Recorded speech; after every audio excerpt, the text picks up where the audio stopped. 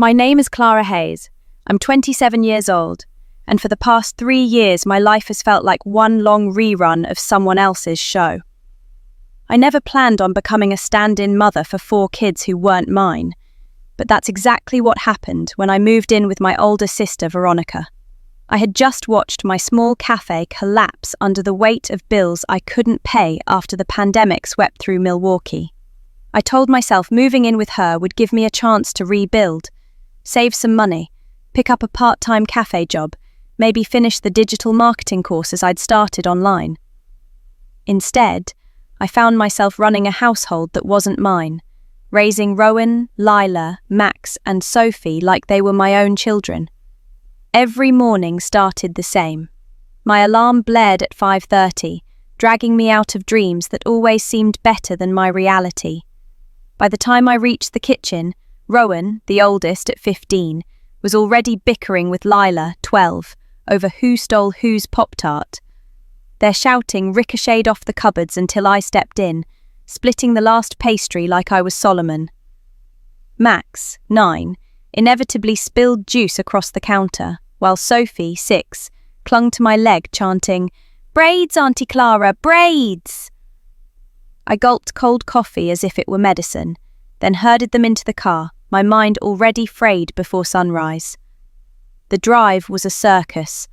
Rowan blasting rap beats, Lila sulking about her math teacher, Max asking questions about dinosaurs, Sophie belting out nursery rhymes like a one-girl choir. By the time I dropped them off at school, I felt as if I'd run a marathon no one would ever applaud. From there, I raced to my cafe shift. 6 hours on my feet, steaming milk and plastering smiles on for cranky customers who snapped, "Make it quick, I'm late." $15 an hour. Just enough to cover gas, phone bills, and the occasional grocery run when Veronica's pantry ran dry. After work, I picked up the kids, managed homework, my sketchbook filled only with Sophie's stick figure requests instead of the bold ad concepts I once loved. It wasn't just fatigue. It was disappearance. Every dollar I had saved from the cafe, $3,200 in total, evaporated on field trip fees, school shoes, and Sophie's asthma inhaler. Veronica's paycheck covered rent and utilities. Derek's went toward food and, I suspected, his truck payments. Whenever I asked if they could shoulder more of the kids' costs, Veronica tilted her head like she was giving me a compliment. "But you're so good with them, Clara. Better than me sometimes." It wasn't praise. It was a trap disguised as gratitude. And still, the guilt gnawed at me. Our mother raised us on the belief that family sacrifice is virtue. I had been taught that the only proof of love was how much of yourself you gave up. Every time I thought about pulling back, I heard my mother's voice in my head telling me I was selfish. So I stayed. I sacrificed. I told myself I was needed. Then, one evening in early spring, Veronica burst through the door, cheeks flushed, Derek trailing behind her with a smug grin and a greasy pizza box. She grabbed my hand with a brightness I hadn't seen in years. "Clara, I've got news," she announced, practically glowing. "I'm pregnant." My fork froze halfway to my mouth. The words slammed into me harder than a car crash. 5th kid. Another mouth, another storm, another life handed to me under the guise of family duty. I forced a brittle smile, murmured, "Congratulations," while my stomach twisted in knots. But inside I was reeling. I'd already given up my savings, my goals, my freedom. Now they expected me to celebrate the chains tightening around my wrists. I excused myself, stormed to my room and slammed the door, my voice shaking with a whisper only I could hear. "Maybe it's time you quit the cafe and focus on them full-time." My fork clattered against the plate. "Quit my job?" I repeated, my voice thin with disbelief. "Yeah," Derek chimed in casually, as though he were suggesting I buy a different brand of toothpaste. We're both swamped at the warehouse, and honestly, it makes sense. You're basically raising them anyway. Plus, his smirk widened. Rent isn't free. We figured $400 a month is fair for you to chip in. The room tilted. Rent? I'd been draining my savings on school supplies, groceries, and Sophie's prescriptions. My paychecks barely stretched to cover my own bills. 400? I managed, gripping the edge of the table. I don't even clear that after gas. Veronica rolled her eyes, her voice sharp with that familiar mix of guilt and accusation. You eat our food. You use our space. Don't act like you're a saint. It's only fair. Something inside me snapped. Fair? I said, my voice cracking. I get your kids up every morning. I cook every meal. I drive them to school. I help with their homework. I'm living your life, Veronica, not mine. And you want me to pay for the privilege? The air between us burned. Derek leaned forward, his eyes cold. It's just temporary. We'll figure it out after the baby. Temporary. That word lodged itself in my chest like a blade. I'd been their crutch for 3 years. Nothing about it had ever been temporary. I shoved my chair back, the legs scraping the tile. I need to think, I said, and walked out before the tremor in my hands betrayed me. Later, when the kids were asleep, I called Jasmine, my best friend since college. She answered on the second ring, her voice warm and steady, a lifeline I hadn't realized I was reaching for. I paced the kitchen, whispering, I'm drowning, Jazz. They want me to quit the cafe and pay. The cursor blinking like an accusation. She was right. I had disappeared into their lives so completely that my own had become a ghost. Then Derek's voice carried down the hall. He was laughing with Veronica, his tone mocking.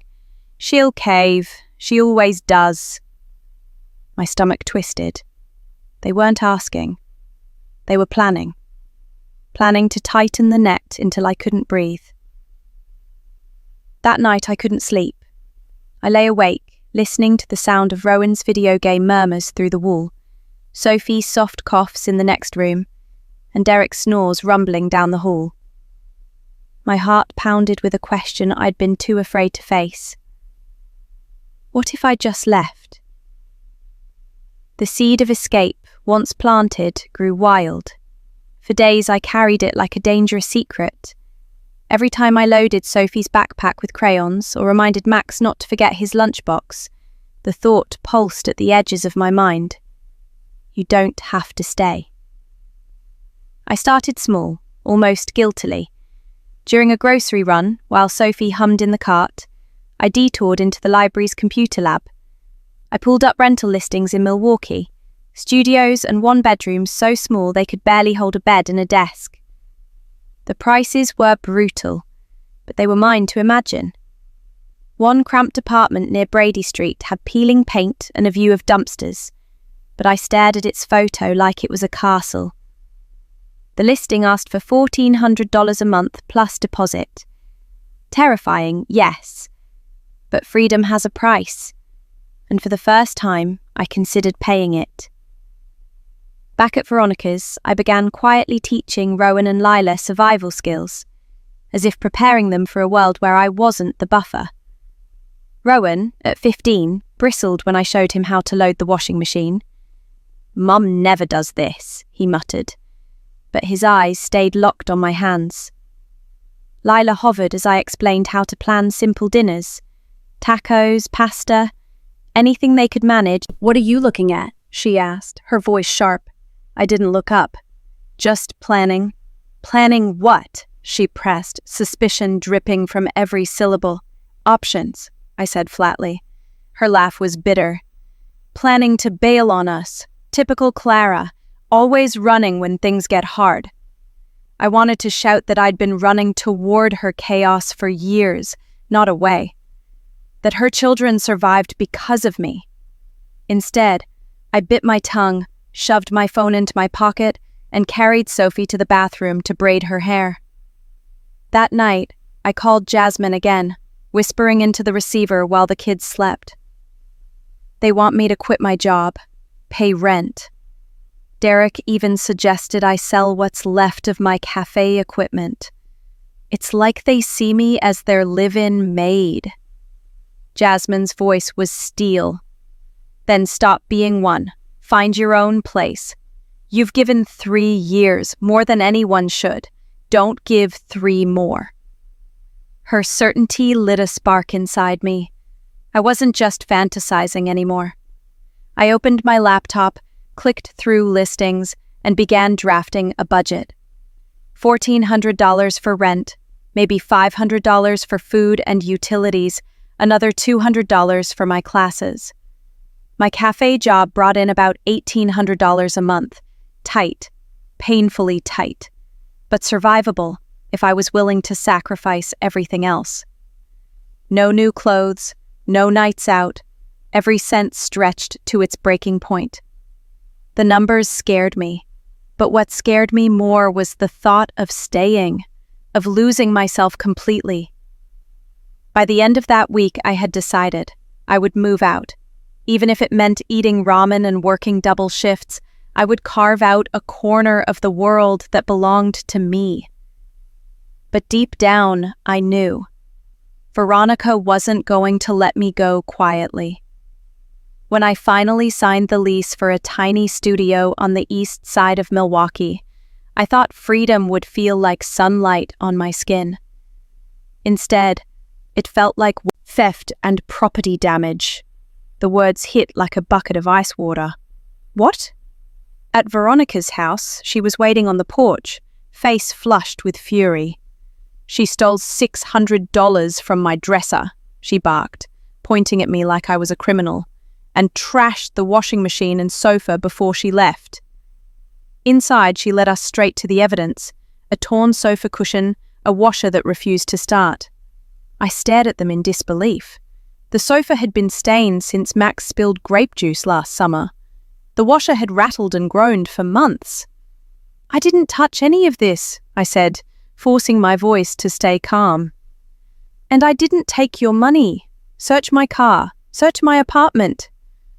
The officers exchanged a glance. One crouched by the sofa, fingering the frayed threads. This doesn't look recent, he murmured. The other poked at the washer's wiring. Could be wear and tear. Veronica's eyes darted. She knew where the money was. She's lying. And then Rowan stepped forward. My heart lurched. Mum, he said firmly. Stop. You know that couch has been ripped since last year. You yelled at Max for it, remember? And the washer broke because you kept cramming too many loads in. As for the money, you spent it. Groceries. Blake even joked about it. Rowan, Veronica snapped, her voice high, cracking under the weight of panic. Don't you dare! But he didn't flinch. His shoulders squared, his voice steady. Clara's done more for us than you have. She paid for our supplies, took us everywhere. She's been more of a parent than you and Derek put together. The silence was deafening. Even the officers froze. Veronica's fury collapsed into something jagged and brittle. The taller officer sighed, closed his clipboard and said, Ma'am, filing a false report is serious. Don't waste our time again. They turned to leave. I stood there, trembling, caught between rage and heartbreak. Rowan's words still... It was less than 2 weeks later when my phone buzzed with Rowan's name flashing across the screen. His voice was shaky, panicked. Clara, it's Mum. She's in the hospital. Something with the baby. They don't know if she's going to be okay. The coffee mug slipped in my hand, sloshing across my desk. For a moment, I just stared at the wall, the words slow to register. Hospital. Pregnancy. Veronica, who'd screamed at me, lied to the police, tried to pin her mess on me. My first instinct was to hang up, to remind myself I was finally free. But then I heard Lila crying in the background, Sophie's high-pitched voice asking if Mummy was dying. My chest tightened. The kids didn't deserve this storm. I drove to the hospital, hands locked around the steering wheel, my heart battering like it wanted out of my ribcage. In the maternity ward, I found Rowan slouched in a plastic chair, his face pale and drawn. He stood when he saw me, eyes red. They said it's placenta previa. She's on bed rest until delivery. 3 months. 3 months. An entire season. I glanced through the narrow window of her room. Veronica lay in the bed, pale and diminished, an IV snaking into her arm. For once, she looked small, not the fiery tyrant who controlled the house. Her eyes flicked up, meeting mine. "The kids need you," she whispered, her voice thin as paper. I should have said no. I should have walked away. But Rowan's clenched fists, Lila's tears, Max's restless pacing, Sophie's trembling hands, they anchored me in place. I stepped inside, standing at the foot of her bed. "I'll help," I said, steady. "But only for the kids, and on my terms. I keep my job, I keep my apartment, I don't give you a dime. 3 months, no more." Veronica's mouth twitched, but she was too tired to argue. She just nodded, closing her eyes. The next evening, I walked back into the Hayes house. Sophie tugged my shirt hem at bedtime, her eyes wide. "Why can't you stay here overnight?" she whispered. I knelt, smoothing her hair. "Because I have my own home now, sweetheart. But I'll always come back to see you. Always." She nodded, though her lips trembled. The cracks widened quickly. Derek came home later and later, sometimes not at all. When he did, he barely acknowledged the kids. One night, Sophie sobbed into my chest because he'd promised to come to her school play and never showed. "He said he would," she wailed. I rocked her until her hiccups faded, fury simmering beneath my calm. Rowan overheard and muttered, "He's checked out. He always has." His voice carried the weight of a man twice his age. Jasmine called the next afternoon while I was helping Max with his maths homework. "Clara," she warned, "don't lose yourself again. 3 months can turn into 3 years if you're not careful." I stared at the messy dining table, at Lila hunched over her spelling words, at Rowan silently folding laundry like a soldier. "It's just for the kids," I whispered. "This time I have boundaries." But as I hung up, a part of me wondered. Was I lying to Jasmine or to myself? The weeks blurred into a rhythm that was equal parts survival and restraint. I drove from my cafe job straight to the Hayes house, cooked dinner, checked homework, tucked Sophie in, then slipped back to my studio before midnight. I drew a line in the sand, never sleeping over, never paying their bills, never letting Veronica or Derek pull me back into the cage. I told myself I was in control this time. Still, the cracks in their family grew wider every day. Veronica called sometimes from her hospital bed, her voice laced with complaints. "Did you remember Max's inhaler? Lila has a recital, don't forget." Never once did she ask how I was holding up. Derek all but vanished, mumbling about double shift. For the first time, I started seeing real money trickle in. At the Hayes house, I became a temporary anchor, patching holes in a sinking ship. But the pressure mounted.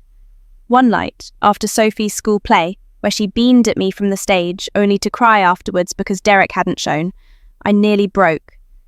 Rowan was silent the entire drive home, staring out the window.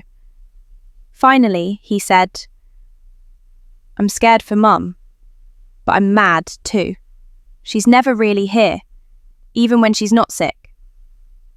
I gripped the steering wheel so hard my knuckles ached. "You're allowed to be both," I said softly. "Scared and mad." He nodded, but the anger in his eyes was sharp, and I feared what it might turn into if left to rot. By the time Veronica gave birth, 3 months later, to a pale, squalling baby boy, the house was hanging by threads. I visited her at the hospital, standing by the bed as she cradled the newborn. Her eyes flicked to me, still sharp despite her weakness. "So, You'll stay now, right? Help with him too. I felt the old guilt rise, that instinct to cave, to sacrifice, but I crushed it down. I shook my head. No, Veronica. I promised 3 months and I kept my word. I love the kids, but I'm done living your life. You're their mother. Step up. Her face twisted, part rage, part desperation. You're abandoning us again, she spat. No, I said quietly, my resolve solid as stone. I'm finally choosing myself. I walked out before she could answer, my footsteps echoing down the sterile hallway like a drumbeat of freedom. The hardest part wasn't leaving Veronica, it was leaving the kids. That night, Rowan gave me a tight nod, unspeaking but filled with understanding. Lila pressed a beaded bracelet into my palm. Max shoved a crumpled science medal into my bag. For luck. Sophie clung to his voice, tight but steady. Lila would chatter about her dance recitals, then suddenly go quiet, whispering, I miss you. Max always wanted to show me his science experiments on camera, half-finished contraptions of wires and soda bottles. Sophie would beg for bedtime stories, holding the phone close to her face like she could climb through it. To soften the gap, I sent little care packages, a sketchbook for Lila, a science kit for Max, crayons for Sophie, even a grocery gift card slipped into Rowan's pocket when I saw him at school pickup. I couldn't give them a stable home, but I could give them proof that someone saw them. Someone chose them. Meanwhile, Veronica's world crumbled. Jasmine told me through the grapevine that she'd been let go from the warehouse after too many missed shifts. Derek, true to form, packed a bag one night and vanished, leaving nothing but his beer cans in the garage. I should have felt pity. Instead, I felt cold clarity. She had built her life on leaning on everyone else, and when there was no one left to carry her, the weight finally crashed down. Still, guilt has a way of sneaking in through the cracks. Rowan texted one night, We're behind on bills. Mom's not even trying. I sent Jasmine an extra $50 to drop off groceries, disguising it as her idea. I couldn't go back, but I also couldn't ignore their hunger. And yet, I didn't let myself drown again. I taped the kids' drawings above my desk, right beside my client mood boards. On one side of the wall, Sophie's stick figures, Lila's flowers, Max's rocket, Rowan's sarcastic doodles. On the other, polished logos, brand colors, drafts of ads. It was a strange collage, but it reminded me why I fought so hard. Because love and boundaries can exist in the same room. Then, one evening, Jasmine's voice hardened over the phone. Clara, be careful. Veronica's been asking about you. Says you owe her. The day Veronica's newborn came home, I didn't go. I watched from the distance of my phone screen as Jasmine sent me updates. The baby crying, neighbors carrying in casseroles. Veronica looking more haggard than I'd ever seen. A part of me wanted to drive over, to soothe the chaos like I always had. But I held myself still. That chapter was closed. Instead, I sat at my desk in my studio, sunlight streaking across the taped collage of sketches and kids' drawings. On one page, Sophie's stick figure me was holding her tiny hand. On another, Lila had drawn us sitting together under a tree. Above them, pinned like a declaration, was the branding campaign I'd just finished for the Madison startup. Clean fonts, bold colors, a paycheck large enough to cover 2 months' rent. Proof of a life that was finally, undeniably, mine. Veronica tried to claw her way back. She sent Jasmine messages meant for me, veiled threats and sharp accusations. She owes me for everything I did. She abandoned her family. Jasmine read them aloud one night, her voice dry with disgust. She's desperate, Clara. Don't bite. I didn't. I'd learned. Love isn't measured by how much of yourself you burn to keep others warm. I wasn't her servant, her scapegoat, or her shield anymore.